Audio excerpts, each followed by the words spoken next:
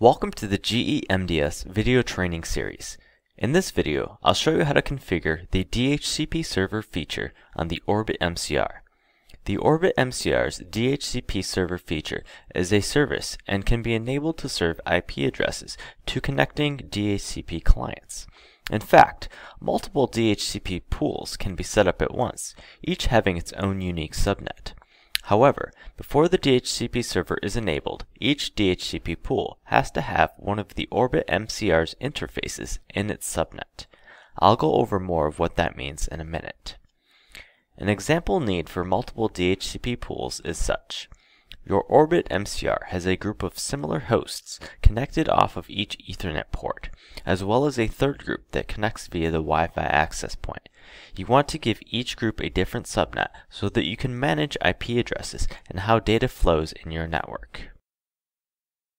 To accomplish this task, you'll have to configure the ORBIT MCR's DHCP server to have 3 v4 subnets, each with their own IP address ranges. Like I mentioned a minute ago, before saving a DHCP server configuration, it is required to have an ORBIT MCR interface within the subnet of each DHCP v4 subnet. Think of it like this. If you plan to give out 192.168.1.0/24 IP addresses off of your ETH1 port, then configure ORBIT MCR's ETH1 interface to be in that subnet. In the example shown here, each DHCP pool has an ORBIT MCR interface within the v4 subnet, and is actually configured as the router IP address.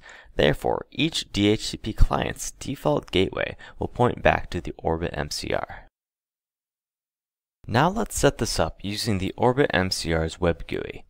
I have included the planned DHCP configurations to configure on the left. Log in as admin and navigate to the services web page on the left. Scroll down and click on DHCP. When that loads, scroll down again and click on Add for the v4 subnet section.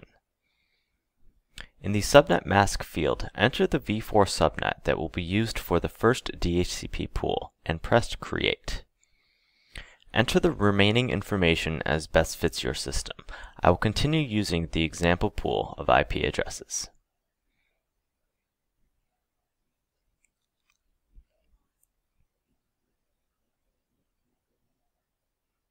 When finished entering information, you can either save now or later, up to you. I will save now and continue to enter the remaining DHCP pools I need for my system.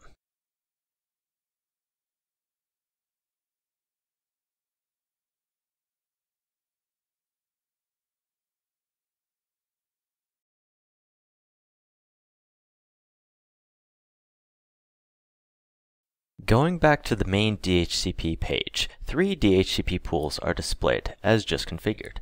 Before saving, make sure you have an interface in each of their subnets.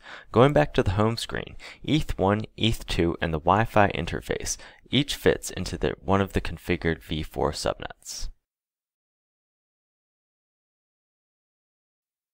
Now let's take a look at configuring this using the console. Log in as admin and enter configuration mode. The command is simply set services DHCP v4 subnet, followed by the specific IP parameters from each v4 subnet. Pressing the tab during this entry will bring up the list of available parameters for configuration. I'll quickly fill in the last 2 pools as the command structure is the same.